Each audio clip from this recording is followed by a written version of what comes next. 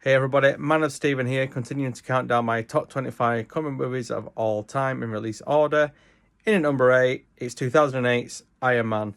So when this film was announced and Jon Favreau was directing, I was a little bit surprised. I'm like, the guy from Swingers? That's a bit strange, but I didn't realise he was a director at the time.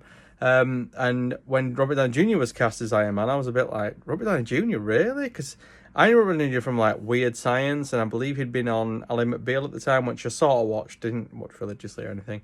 But obviously, when I saw the film, I'm like, what a stroke of genius casting that was. It's like one of the best superhero castings of all time, like with Chris Reeve, Michael Keaton, etc. These great castings of superheroes.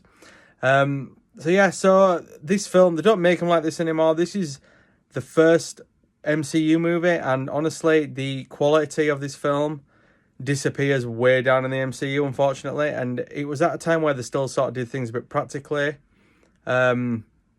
And also, but it kind of almost had a bit of a negative impact in the sense that there was a bit of a formula created in this film that they kind of relied on.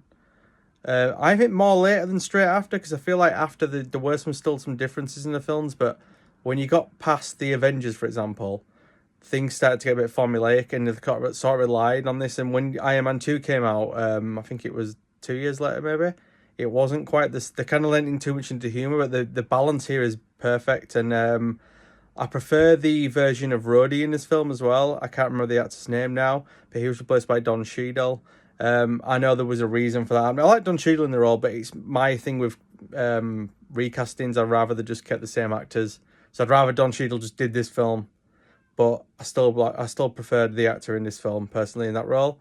But yeah, it's just a really great comic origin movie, and like the way they incorporated the original Iron Man suit and then the modern Iron Man suit as we see here was just superbly done. The use of AC/DC music was fantastic as well, and this film really blew things up. And this is when comic movies became more comic booky, I would say, which is a bit of a relative term, but still. But yeah, such a great film, and that's why it's in my top 25. So look out for my number 9 coming in the coming days. Until then, keep being super.